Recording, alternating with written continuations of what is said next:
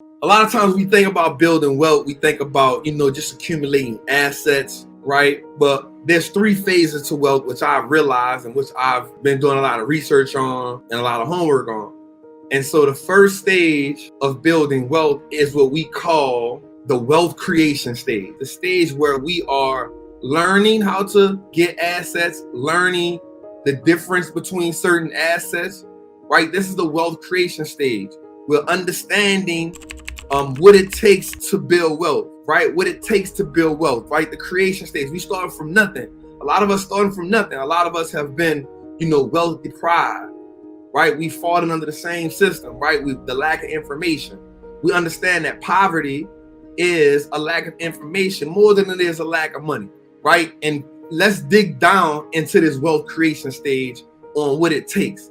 So one of the things we got to do in the beginning is we have to create new habits, right? And we know this, we've heard this before, but what are wealthy habits? So we cannot, listen to me when I say this, we cannot defeat what we cannot define, right? In order for us to build wealth, we got to tap into what is it that's stopping us from creating wealth. So we cannot defeat the poverty mindset if we cannot define what it is that caused it. Are you wired for wealth? So how do we understand that? Your financial status now is compatible to your comfort zone. So in order to get in the phase of wealth creation, we have to get out of our financial comfort zone. Is the reason why you are or are not prospering or creating wealth. For me, one of the reasons why I was able to start my journey was because I was personally willing to do more with less. Because I was willing to do more with less, I was willing to invest more. So I withstood the temporary hardships and I thought the bigger picture. I want you to say something right now. There will always be enough money. Why will there always be enough money? Because they print it. So wealth creation is easy. Wealth creation is easy because there will always be enough money. All right, check me out. Let's double down on that. There will always be enough money because, check this out. Assets flow abundantly. We're taking worthless money to acquire valuable assets. So we understand that money is the means of exchange. So the value isn't truly in the money. The value is in whatever we are exchanging it for. Here's why the money is worthless. If you have in your bank account right now,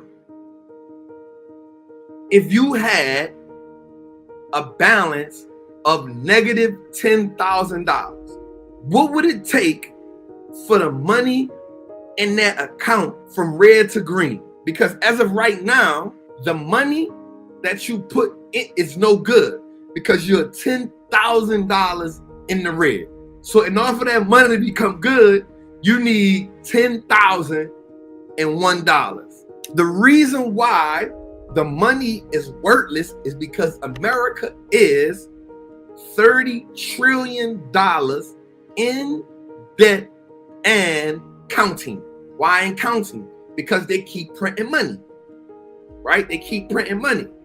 But because we're in America, there's a reason why the wealthy people of America, check me out, they're plus overdraft fees, correct. And they don't even pay overdraft fees on the money they owe, right? There's a reason why the wealthy people of America continuously builds wealth over and over. And there's a reason why 1% is richer than 99%, right?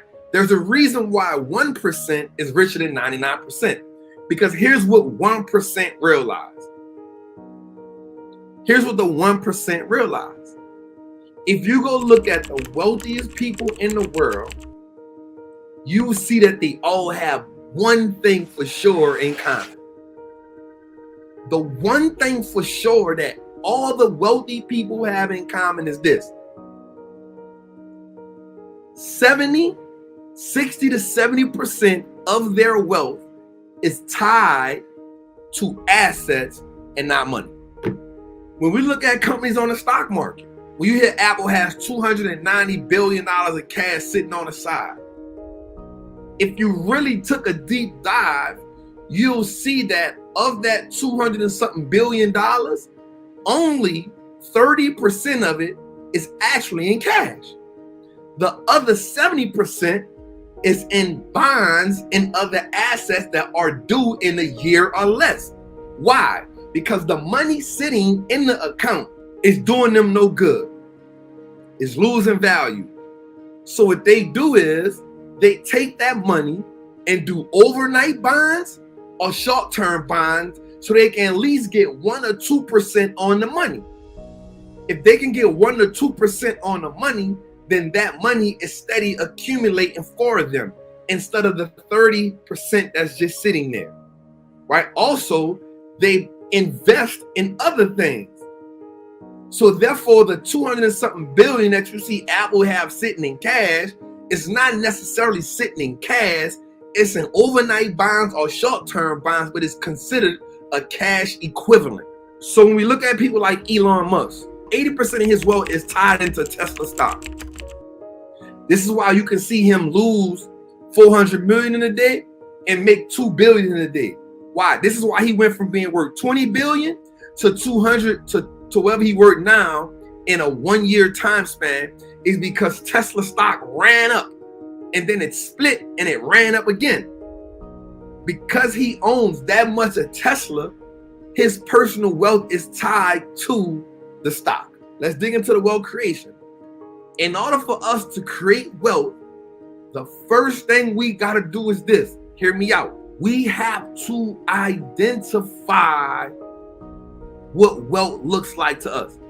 The wealth has to have an identity. If your wealth doesn't have an identity, it will diminish.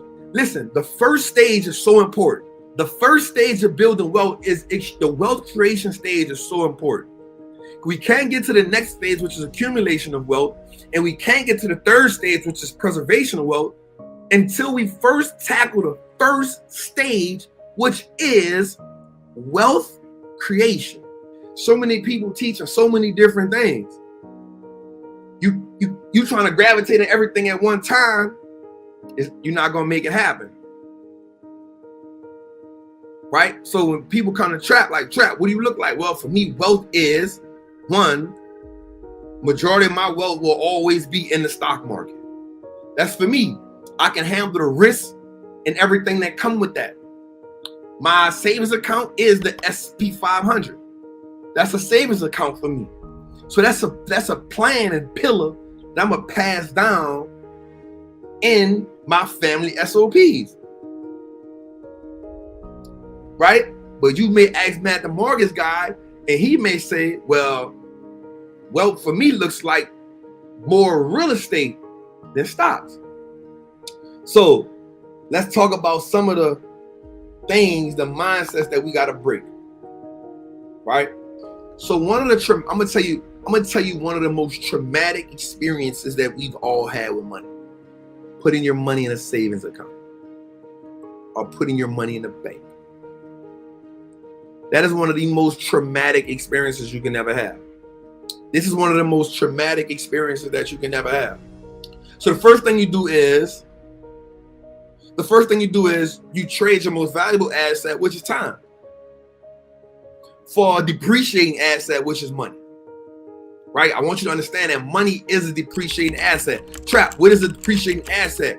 A depreciating asset is an asset that continues to lose value, so it's no longer an asset. So if we understand that money is a depreciating asset and time is the most valuable asset, right? It put us in a situation where we've given up our most valuable asset for a depreciating asset to put it in a bank or institution that leverages our money that we worked hard for. The bank leverages the money that you work hard for, give you pennies on a dollar, and the bank can take your money and make millions, and then charge you a fee charge you a fee if you, one, spend too much money. So at this point, the bank now makes more money off your money than you. When you've put in the hard time and work. And then here's the dope part. While they're making money, because once you put the money in there and once you sign up for the bank account, you legally give them the right to use your money. When you go to the bank and put your debit card in there and it gives you a balance, it's only giving you a digital balance because the money that you say is they say is not really there. The bank, by law, fractional reserve banking, can use 90% of your liquid cash as long as they leave you with 10%. So if you put $1,000 in there, by law, they can take $900 and leave you with $100. By law. Let's get even deeper. Once they lend the money out, the money that they have on paper saying that your money is there is actually losing value because they printing more money. Which is why if you look at the stock market today, they say inflation went up by 7%. That means the money in the bank has lost value. That means everything now costs 7% more than what it costs. Which is why used cars went up, homes went up, goods went up. Which is why now the Federal Reserve is saying, yo, we got to do rate hikes. Well, why do they have to do rate hikes? They have to do rate hikes now to now try to stabilize the dollar because inflation has went up so much because they printed so much money. 40-something% of the money in circulation right now has been printed in the last 2 years. Let's go back to why the first stage of wealth creation, the first stage of wealth is so important. Wealth creation. Because you got to understand the toxic relationship and the bad ideology that you picked up about money. So once we understand now that the money in the bank is probably the worst thing we can do with our money. This is why I personally I only have a little money in the bank. Majority of my money now and for the last has been in the stock market. Why? My savings account is the VOO. Chap, why is your savings account the VOO, chap? Because it's not an investment on one particular business. I am now investing in 500 businesses, the 500 best businesses in America that's public. And last year, I made 27% on my money. It's not bad. Well, Trap, what do you do when the stock market crashes? Well, because I was only going to get 0.01% if my money sat in a savings account.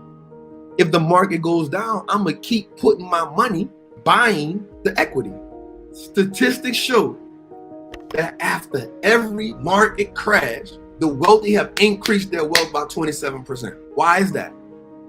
Because they understand they use worthless cash to buy valuable assets on sale.